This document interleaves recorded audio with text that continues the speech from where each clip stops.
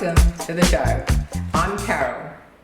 This is the place where we have fun and we learn tips and strategies on how to live a healthy quality of life as long as possible. To kick off with today, we have an interesting chat with Professor Gerry Hattrick about the philosophy of aging. And then we get moving with some fun 5-minute fitness. Now, I have been camping and trekking for decades, and it usually involves sleeping on the ground, which as you get older becomes more challenging. But not today, because we're going to a residential camp where we meet some interesting campers who prove that age is just a number, and you can always have fun and try something new.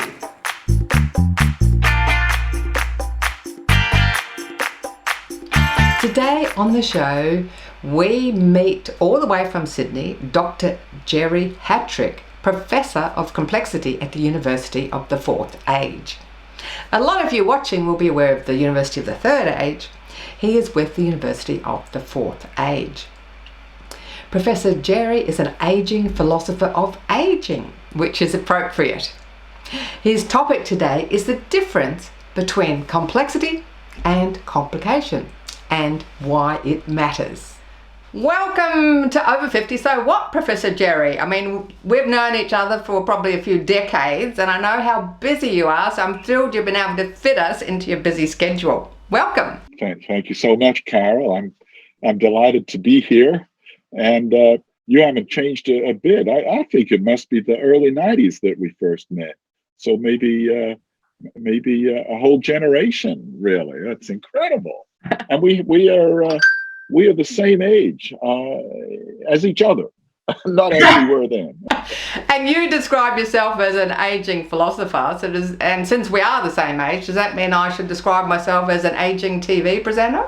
Well, I don't think so. I don't think you're aging. I think you're defying gravity and biology. So no, I think you're just getting wiser and wiser. Thank you.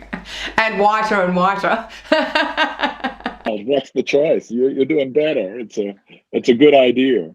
I hate seeing myself in the elevator. Gosh, all those mirrors, and it's like, well, how did that happen?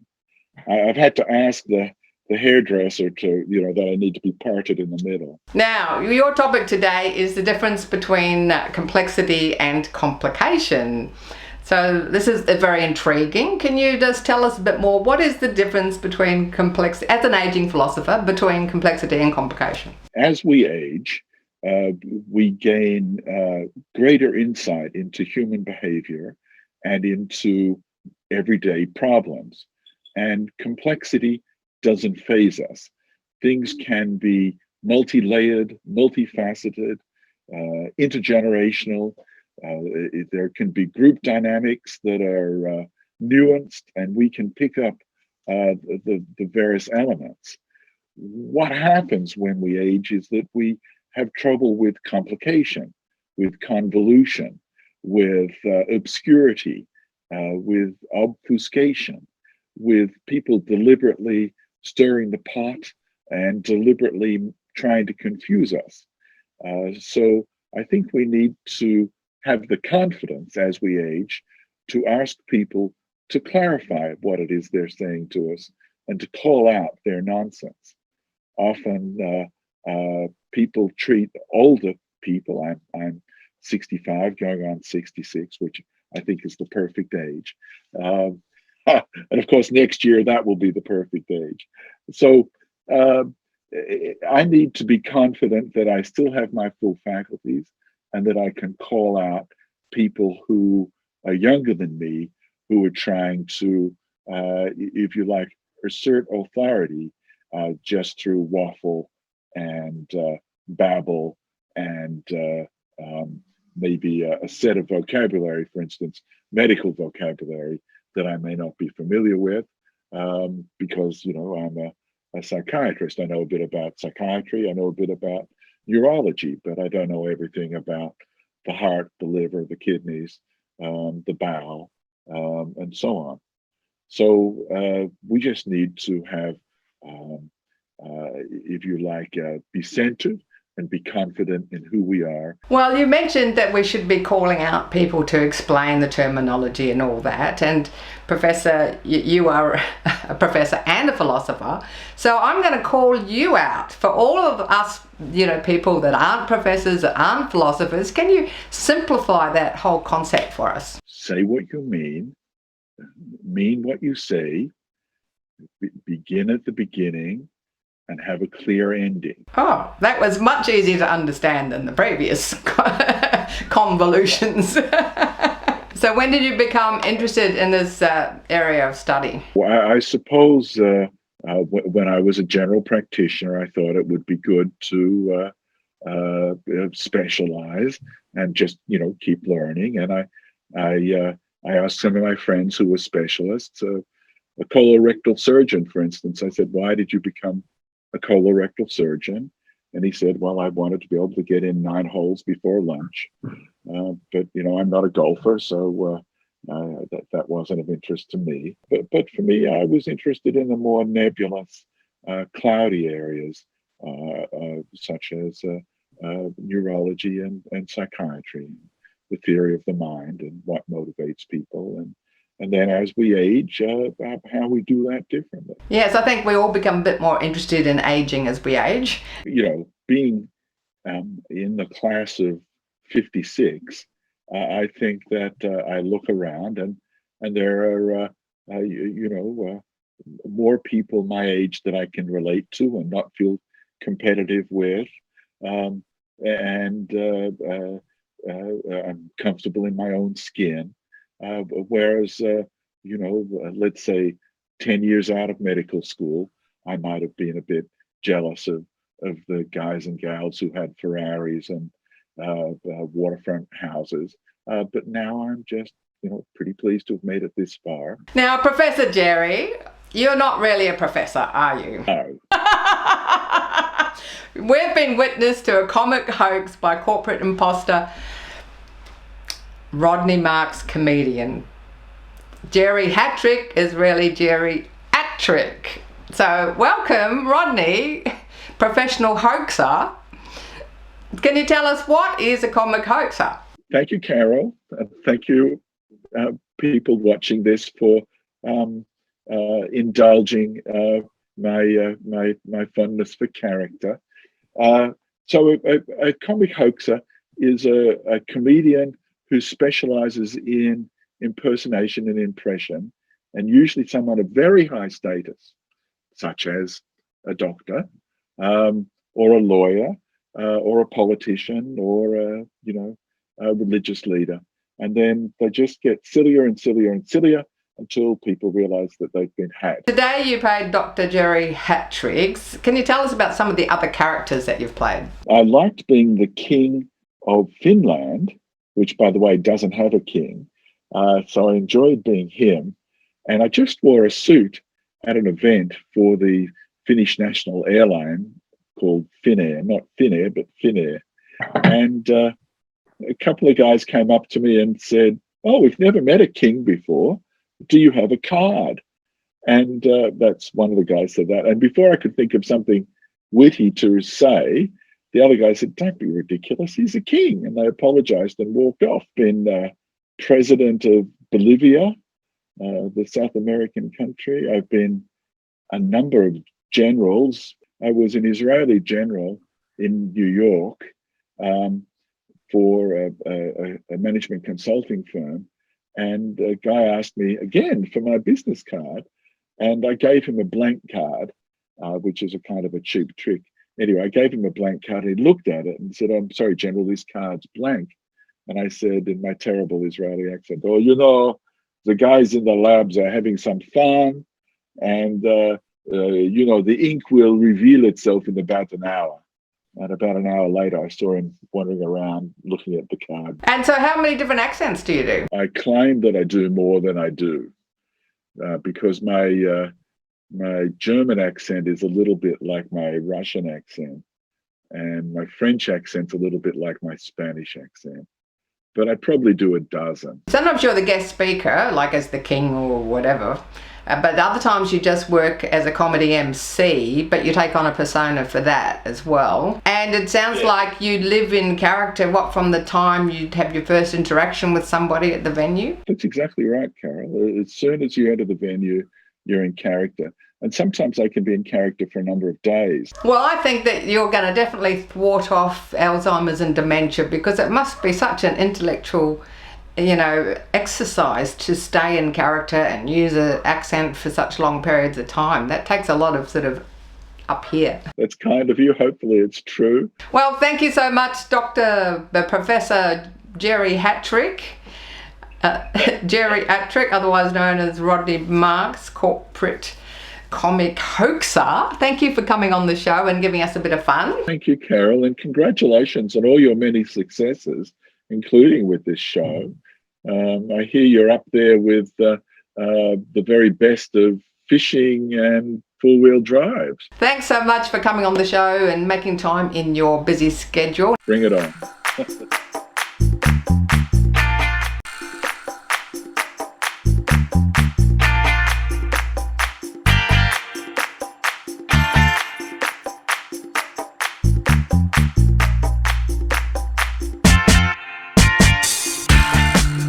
Hi everyone, it's 5-Minute Fitness. Get up on your feet, grab a chair, and we're just going to walk on the spot.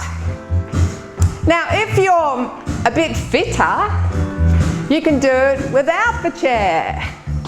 We just start walking on the spot. You can try a little bit without the chair, and then put your hands back when you're feeling not so confident. That's it, just walk it out. Walk. Keep it going.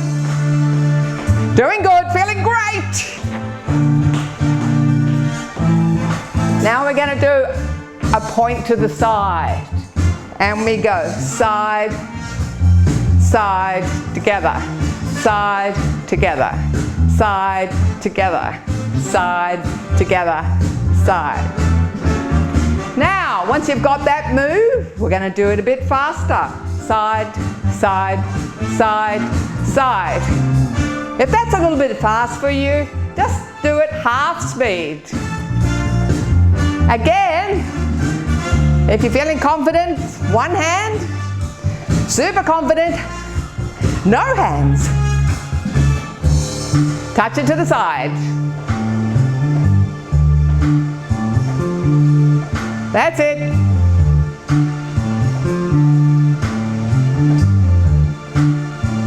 Walking on the spot. Let's do it. Walk.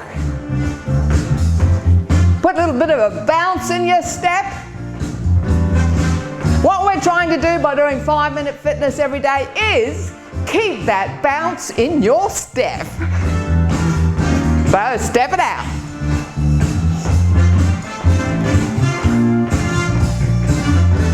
Now we're going to turn to the side, pick a leg, any leg, and we're just going to swing it. Front, back, front, back, front, back. That's it. If you're not too flexible, you probably have it quite low like this. If you're more flexible, you might get it up higher. Just within your own limits.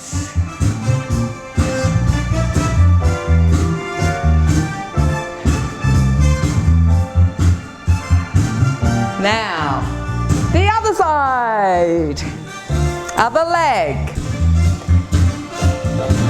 Just make sure you're holding on before you start doing it.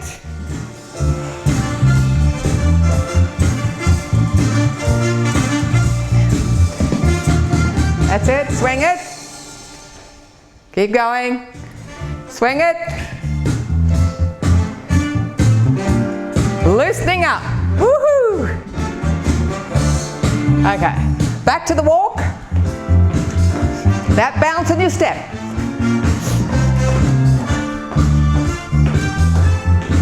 Hang, that's it. Now we're going to do some calf raises. So, rise up on your toes and down. And we go up, down, up and down, up and down, up and down. That's it.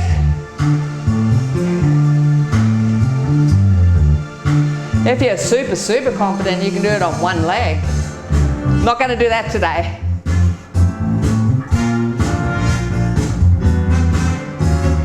Up.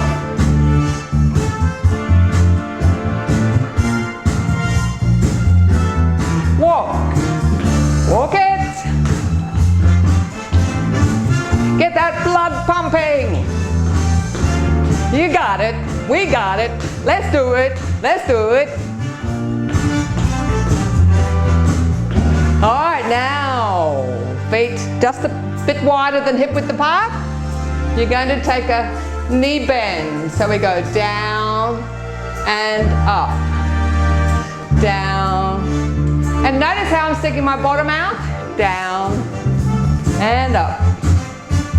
This is great for falls prevention because we're strengthening our quads. We don't want to have any nasty falls. Down and up, down, that's it.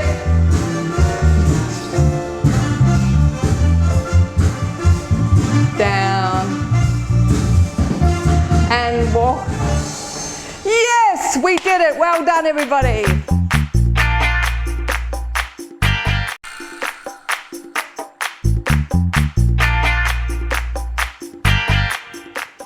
On the show today, we're going to camp. We're going to look at some of the activities that you find at a camp for the over 50s.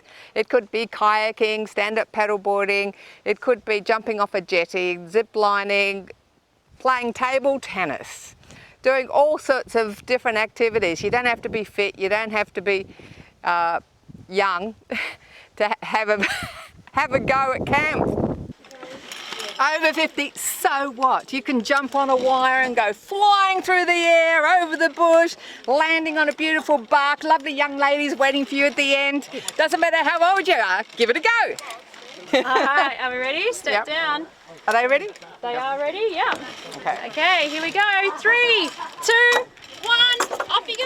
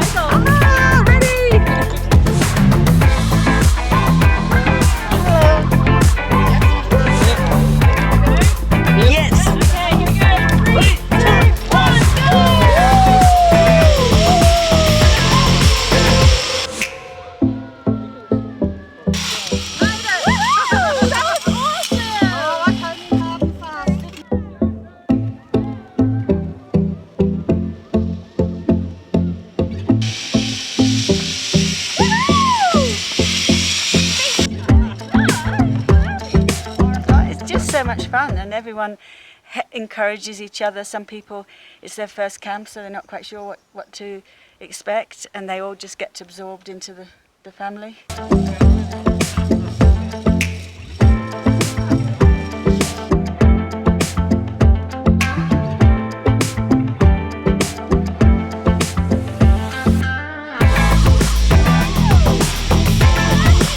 Now with us today we've got some campers that are very experienced campers. They've done 6 or 8 different camps designed especially for the over 55s. So we have John over here, yes, and we have Victor over here. So John, tell us, what do you like about the camps that makes you keep coming back? All the friends with the people you can make with all the people you meet, all the different people, all the different activities we do, and all the staff at the campsites are all wonderful. So you get lots of support and you get good food. And, yes, good food, good support. So what activities did you do? I did the flying fox, and I went out on the canoe, but I don't swim. Oh, really? So I went out with one of the young ladies and she steered the boat and I just rode behind her. So just as well you had a life jacket on then, so you felt completely safe? So for the second time I've done it, rowing on water. Second time in your life? In my life, yeah. And you did it today? It's great, yeah, that's great. And I was there to see it in action. It was good. It's very enjoyable. So trying new things is obviously really good for your brain. Yes. And you just shared with me that you actually have never been interviewed on a microphone before. Yes, never. So this obviously gives you lots of confidence to keep trying new things. So Victor, what was your activities today? What activities did you do today? Flying fox, the geo hunt, which was great fun, and canoeing this afternoon. And what other activities have you done at other camps? Giant swing, leap of faith, rock climbing, what do they call it? No, you're going down the rock abseiling. Abseiling, low ropes, archery, anything that's going on in the camp. If it's there for a little bit of fun, I'll get into it and do it for me. And do you come on your own or do you come with a mate? No, I'm just on my own. I enjoy company of other people. I wish I was doing it 20 years earlier. In fact, my age, I wish I was doing it 30 years earlier. Well, do you want to tell everyone how old you are? I'm 84. There you go, guys. Age is not an excuse. Get off your backside and come down here.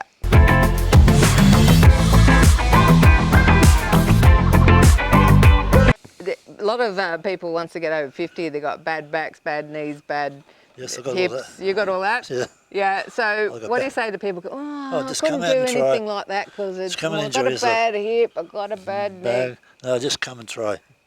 They'll look after you, all the people in these camps. You just got to talk to them and they'll just help you. If you don't like it, you don't have to do it. Like I started off in the kayak, but I've got a crook back, and I made it 100 metres down the lake, and I thought, no, my back's going to give out to me, so I just came on back and I got into a canoe instead and enjoyed every minute. So regardless of your ability, you've got all this help. Yeah, I'm younger than that guy. Not much. But you've got all these lovely young people that are helping you to do the activities. Yes. So what would you say to someone watching today? Come and enjoy yourself and enjoy it. It's good. It's real fun. And what would you say, Victor? They don't know what they're missing. Do it now, don't wait for later on.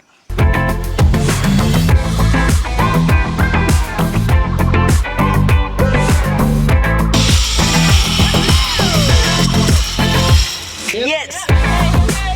Well, we certainly had some fun today chatting with Professor Gerry Hattrick, Rodney Marks comedian and hoaxer.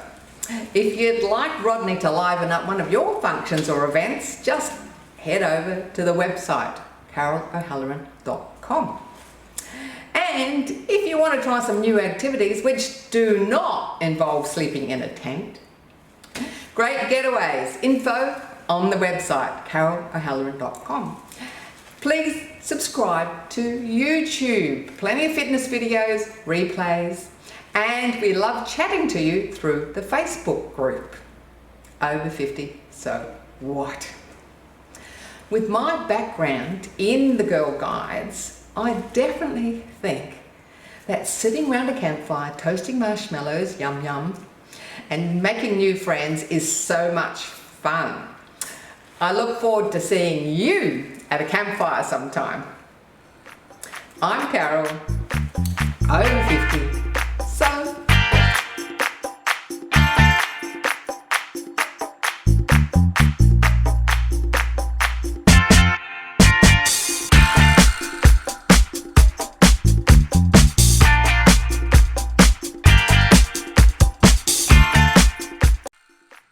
thanks for watching our TV show.